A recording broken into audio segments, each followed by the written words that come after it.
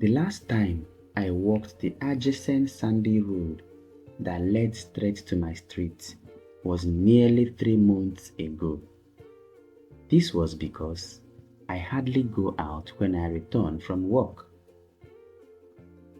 The light I hoped that would keep me indoor as usual hasn't been brought yet.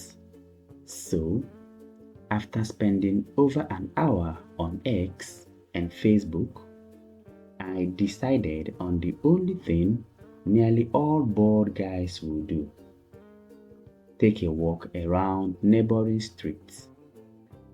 My phone is still 79% charged. I had enough in my belly for assurance. Thanks goodness, the weather is not wet, and my phone time just ticked past 3 minutes after 6 p.m. Knowing that just 1 hour walk would not keep me outside late, I slotted my earpiece into my ears and closed the door behind me. My street was moderately busy as usual, with men, women, and children pacing to wherever their destinations are. Unlike me, I was not in a hurry to get to anywhere, merely observing how life was unfolding before me in these humans who have hundreds of wants, needs, and obligations was enough to keep my mind occupied in wonder.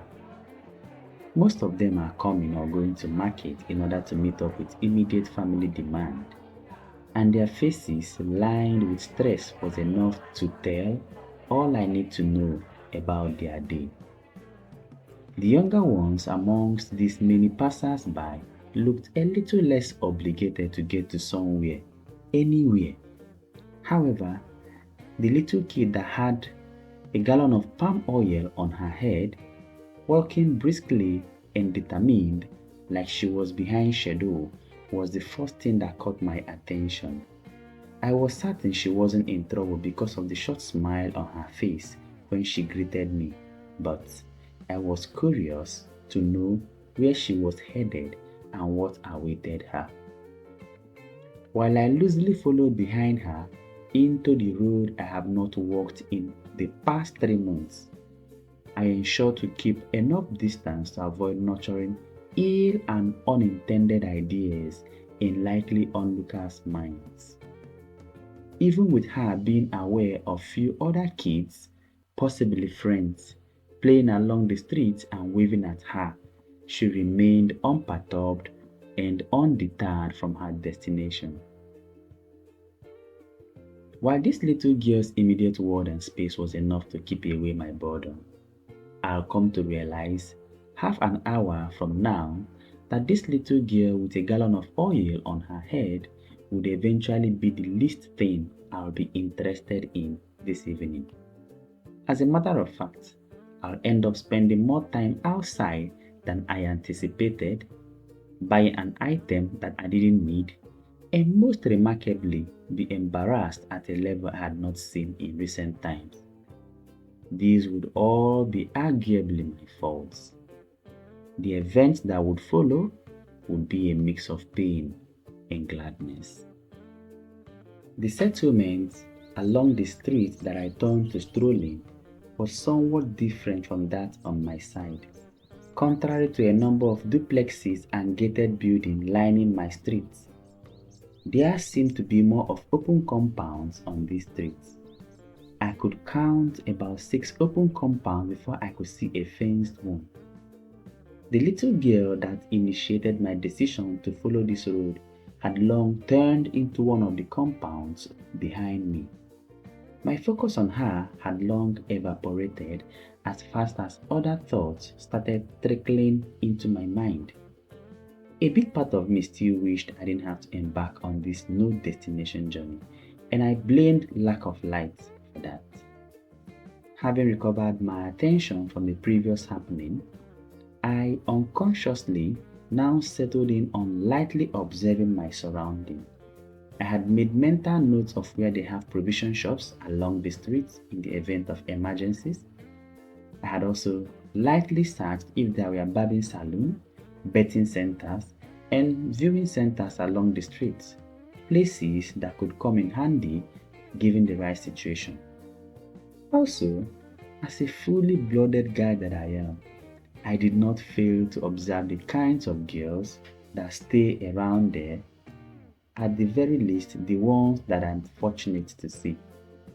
I, as well, made mental lists with no particular intentions and continued on my walk.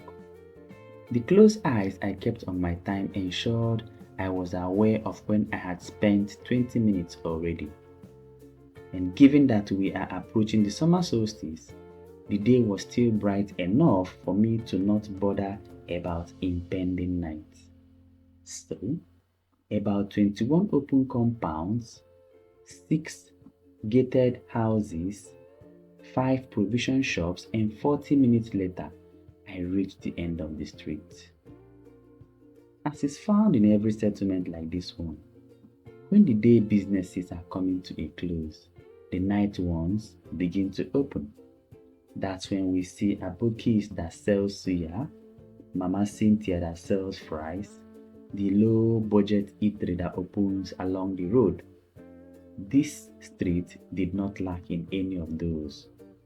It was among these night businesses that I observed a single table stand next to a native fireplace. There was also another single bench and table with a wide umbrella covering the two. The two setups were arranged next to each other, indicating a single owner. Even though there was no one currently sitting or even around the setup, the fresh firewood sticks placed inside the fireplace was an indication that activities would begin there within the hour. Well, I wasn't far from the truth in my imagination, as it didn't take long before a young girl, probably just about 20, came out from one of the open compound with a basin on her head and headed straight to the setup.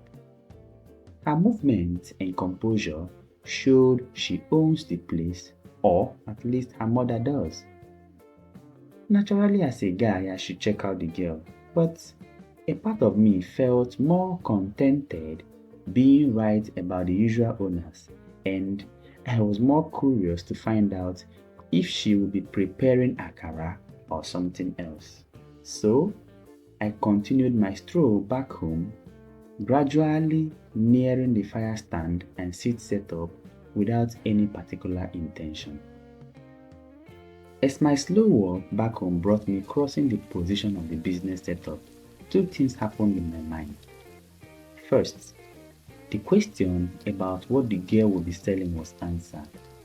Secondly, as I observed the chocolate color of the girl's arms and face, a desire to have a closer contact with her sparked. Thankfully, I thought to myself, she sells akara and all I have to do is buy some.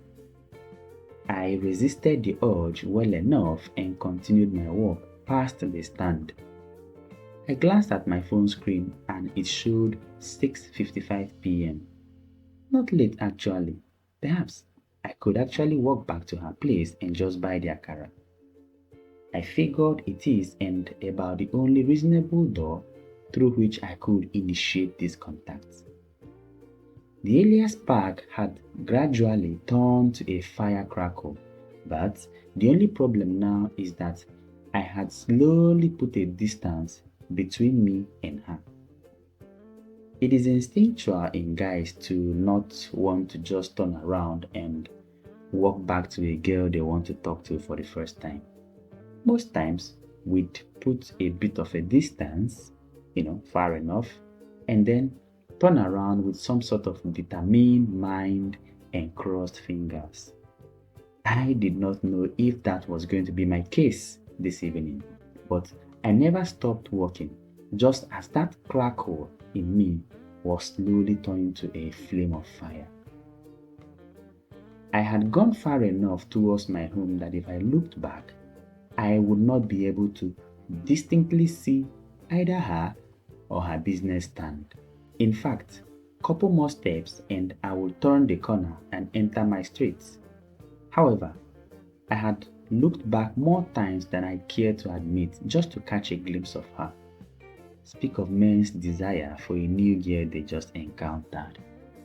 For each time I turned my head, I felt a stronger urge to go back and patronize her. I knew deep down I didn't want to eat akara, but given that the fire inside me is now nearly turning wide, I was on the verge of accepting that this akara may just have to happen. If I had taken the remaining 10 steps and entered my street, perhaps the rest of this story may not have happened.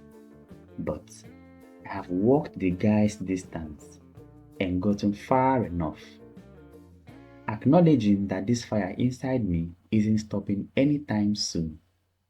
I crossed my fingers and turned around.